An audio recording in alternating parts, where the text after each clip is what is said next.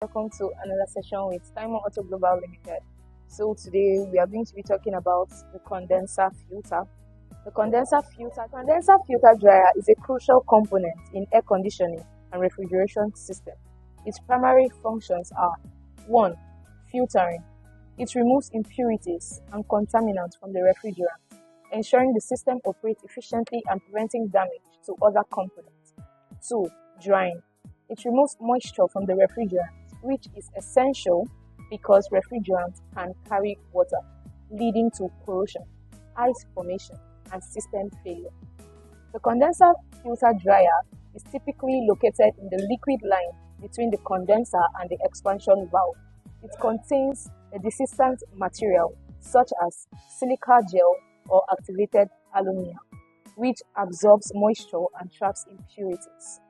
Regular replacement of the condenser filter dryer is essential to maintain system performance, prevent breakdowns, and ensure efficient operation. A clogged or saturated filter dryer can lead to reduced airflow, increased pressure drops, and even system failure. Remember to always follow the manufacturer's recommendations for replacement intervals and maintenance procedures to ensure the longevity and efficiency of your air conditioning or refrigeration system.